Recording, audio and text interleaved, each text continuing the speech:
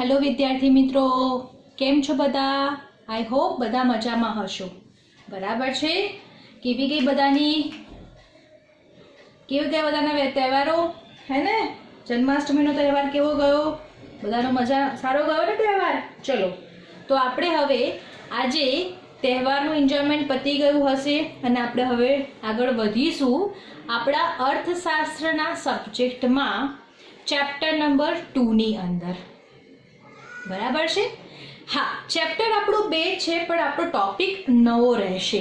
आ चैप्टरनी अंदर आपणे आजे आगळनो जे टॉपिक छे तेनी आगळ वधावीशुं। जे टॉपिकनुं नाम छे संपत्ति अने कल्याण। शुं नाम छे? संपत्ति अने कल्याण। अर्थशास्त्रमां कोने संपत्ति कहे छे अने कोने कल्याण कहे छे?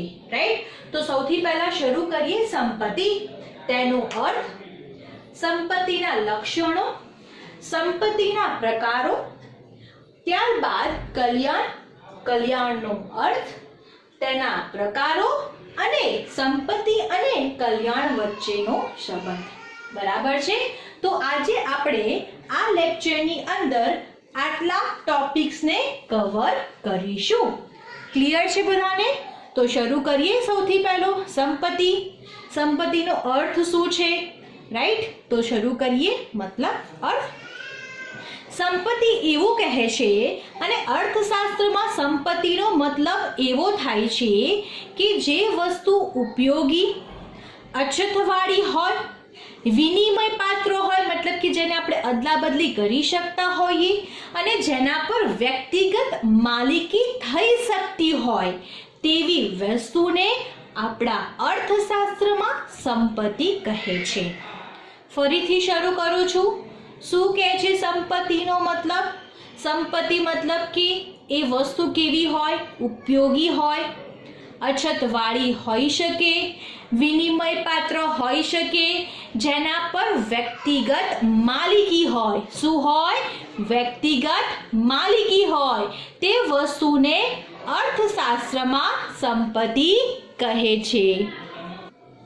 तो आ छे आपणा संपत्तिनो अर्थ। हवे आपणे त्यारबाद शरू करीए लक्षणों। जी, संपत्तिना केवा लक्षणों होय छे? केवा लक्षणों होय तो तेने आपणे अर्थशास्त्रमा संपत्ति कहीए छीए।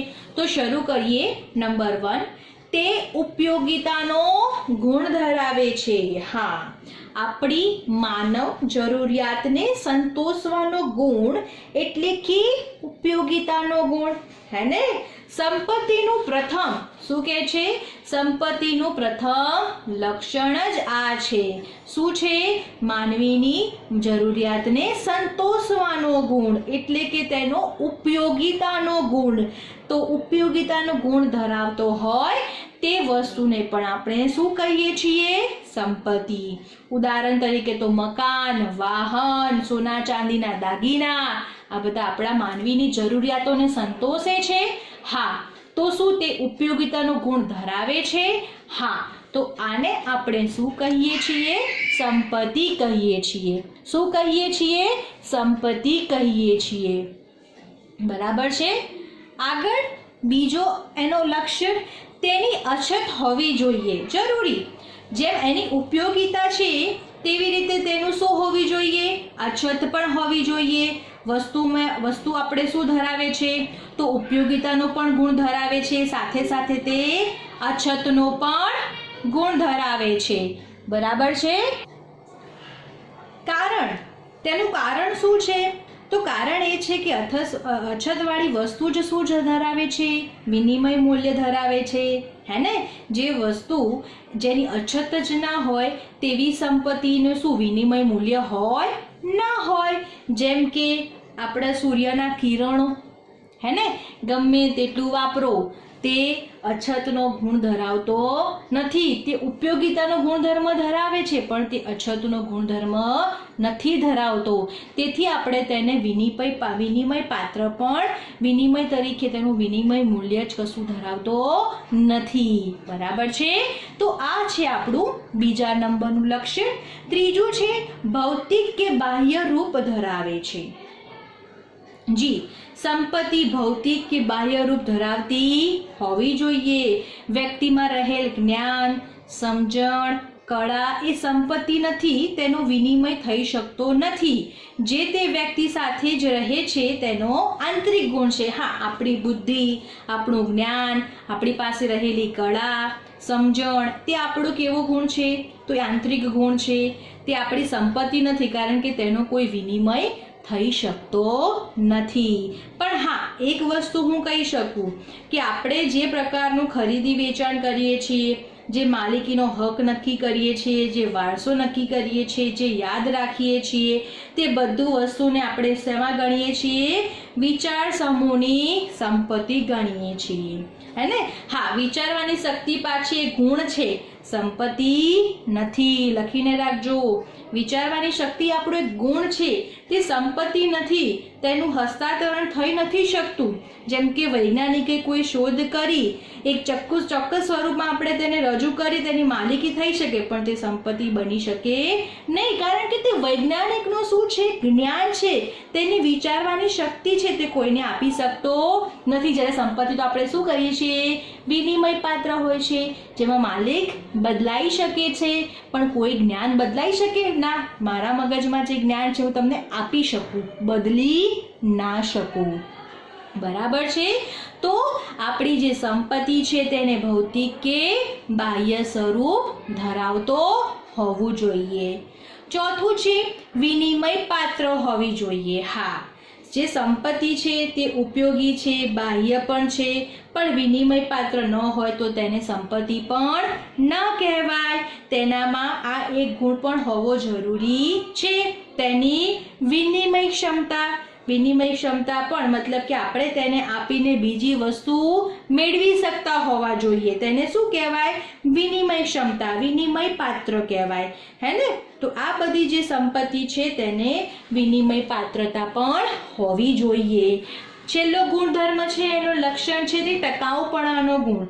હા, સંપત્તિમાં ટકાઉપણાનો ગુણ હોવો જોઈએ. જે વસ્તુ અને સેવાઓ નાશવંત છે, તે જથ્થાને આપણે લાંબા સમય સુધી રાખી નથી શકતા, તો તેને આપણે સંપત્તિ ગણી શકાય નહીં. બરાબર છે? જે લાંબા સમય સુધી નથી ચાલતું, જેનો એકવાર બે વાર ઉપયોગ કરવાથી નાશવંત થઈ જાય છે, તેને આપણે સંપત્તિ પણ ગણતા નથી. જેમ કે સોનું છે, મકાન, દુકાન, શેર, એ બધી સંપત્તિ છે. કેમ? કારણ કે તે વર્ષો સુધી આપણી પાસે રહે છે, હે ને? સાચી વાત છે. કોઈ શ્રમિક હોય જે શ્રમ કરતો હોય, શિક્ષકનું શિક્ષણ છે, ખેડૂત દ્વારા ઉત્પાદિત નાશવંત વસ્તુઓ સંપત્તિ નથી, કારણ કે તે લાંબા સમય સુધી નથી ચાલી શકતું. જે લાંબા સમય સુધી ટકી શકે, ચાલી શકે, હે ને, તેવી બધાને આપણે શું કહીએ છીએ? સંપત્તિ કહીએ છીએ. એટલે જે સંપત્તિ છે તેનામાં ટકાઉપણાનો ગુણ પણ જરૂરી છે. તો આ છે આપણા શું છે? સંપત્તિના શું છે? લક્ષણો છે. આ છે આપણા સંપત્તિના લક્ષણો છે. હવે આપણે જોઈશું સંપત્તિના પ્રકારો. સંપત્તિના પ્રકારોને પણ બે ભાગમાં શું કર્યા છે? વહેંચવામાં આવ્યા છે. એક છે આપણી વ્યક્તિગત સંપત્તિ અને સામાજિક સંપત્તિ, ત્યારે બીજી છે રાષ્ટ્રીય સંપત્તિ અને આંતરરાષ્ટ્રીય સંપત્તિ. બરાબર છે? શું કહે છે? સંપત્તિના પ્રકારો ફરીને જણાવીશ. સંપત્તિને બે પ્રકારોમાં વહેંચવામાં આવ્યા છે, વ્યક્તિગત સંપત્તિ અને સામાજિક સંપત્તિ, અને બીજો પ્રકાર છે રાષ્ટ્રીય સંપત્તિ અને આંતરરાષ્ટ્રીય સંપત્તિ. બરાબર છે? શબ્દ પરથી થોડો ઘણો આઈડિયા આવી જતો હશે કે કોને વ્યક્તિગત સંપત્તિ અને કોને સામાજિક સંપત્તિ કહેવાય, જ્યારે કોને રાષ્ટ્રીય સંપત્તિ અને કોને આંતરરાષ્ટ્રીય સંપત્તિ કહેવાય. તો શરૂ કરીએ તેનો પ્રકાર. સંપત્તિના પ્રકારમાં સૌથી પહેલા આપણે જોઈશું વ્યક્તિગત, મતલબ કે જેની વ્યક્તિગત શું હોય છે? માલિકી હોય છે. બરાબર ને?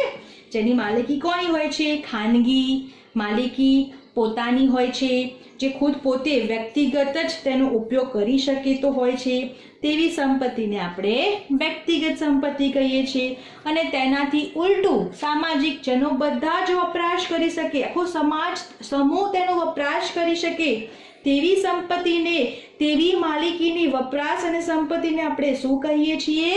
સામૂહિક સંપત્તિ કાં તો સામાજિક સંપત્તિ કહીએ છીએ. બરાબર છે સ્ટુડન્ટ્સ? બીજો પ્રકાર છે રાષ્ટ્રીય સંપત્તિ અને આંતરરાષ્ટ્રીય સંપત્તિ, જે આપણા દેશની માલિકીની હોય.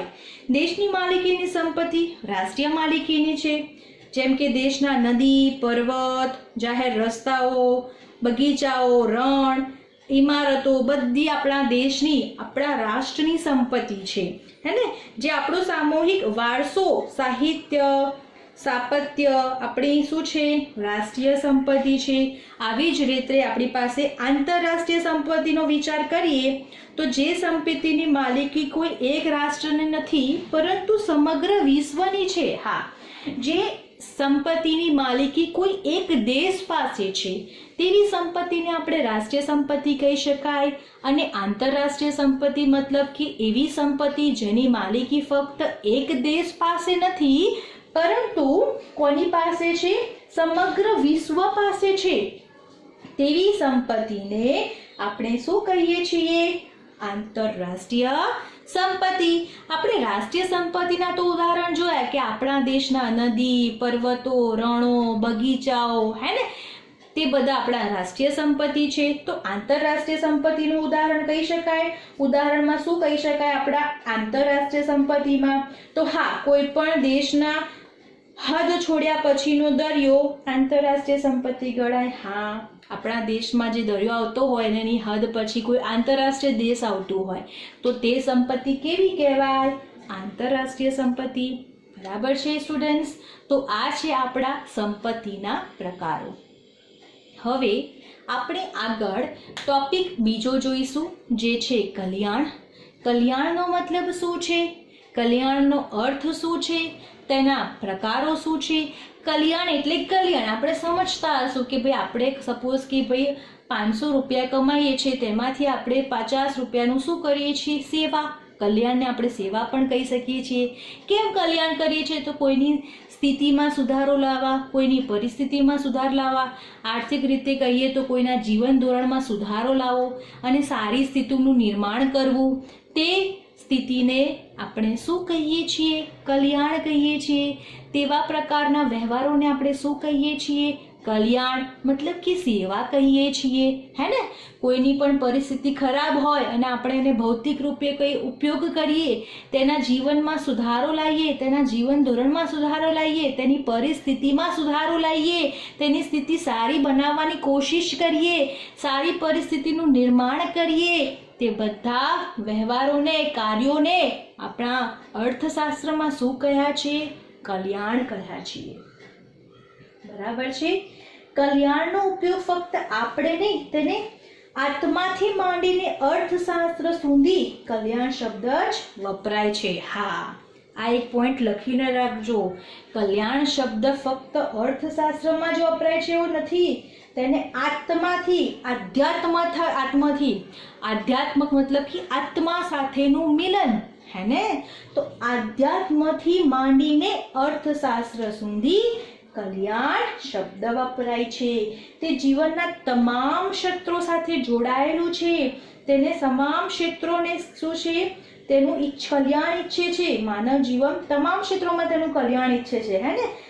હરેક વાને તેની સારી પરિસ્થિતિ એને જોઈએ છે. એવું કે આમાં પરિસ્થિતિ મારી સારી હોય તો એકમાં ખરાબ હોય એવું ચાલે ના.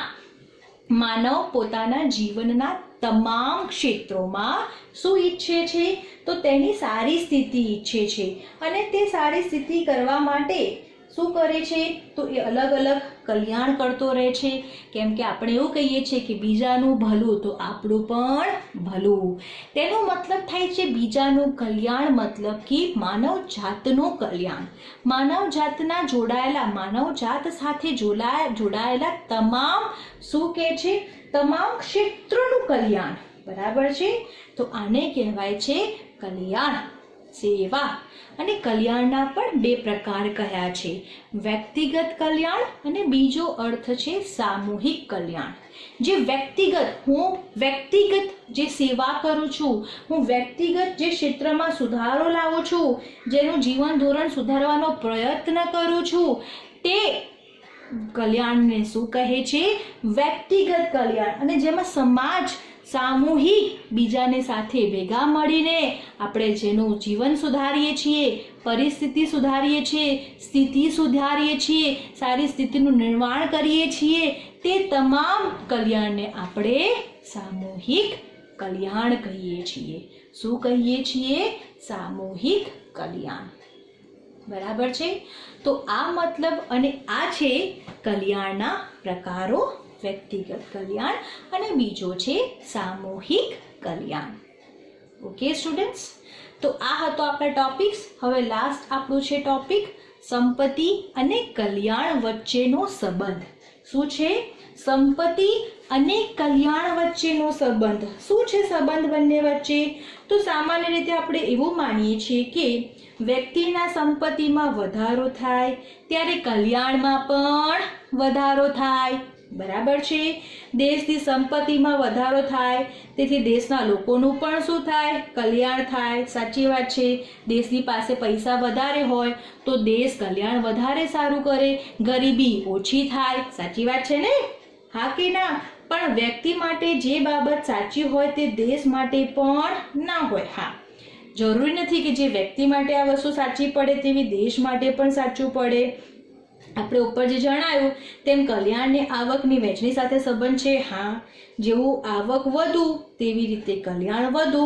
દેશની સંપત્તિમાં વધારો થાય પણ તે થોડાક જ લોકોના હાથમાં કેન્દ્રિત રહેલું હોય છે તો દેશના બધા લોકોનું કલ્યાણ વધતું નથી. હા, બધા ભેગા થઈને અગર દેશની સંપત્તિમાં વધારો કરે, દેશની આવકમાં વધારો કરે તો જરૂરથી હું એવું કહી શકું કે દેશનું કલ્યાણ પણ વધુ થઈ શકે.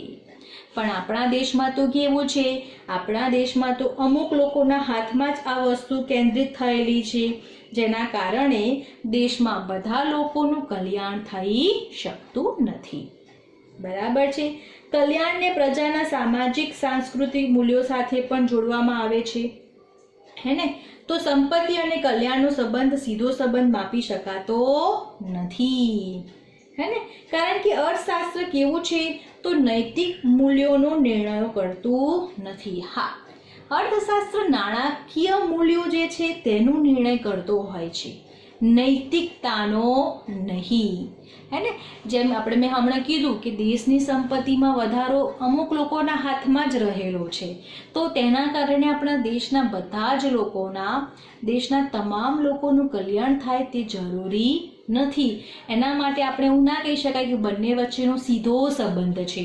હા, વ્યક્તિગત માટે કહી શકીએ છીએ કે ભાઈ મારી આવક વધુ તો મારા દ્વારા કરવામાં આવેલું કલ્યાણ પણ વધુ. તે વસ્તુ હું કહી શકું છું. પણ આ વસ્તુ સીધો સંબંધ દેશ માટે લાગુ પડે તે હું ના કહી શકું. બરાબર છે?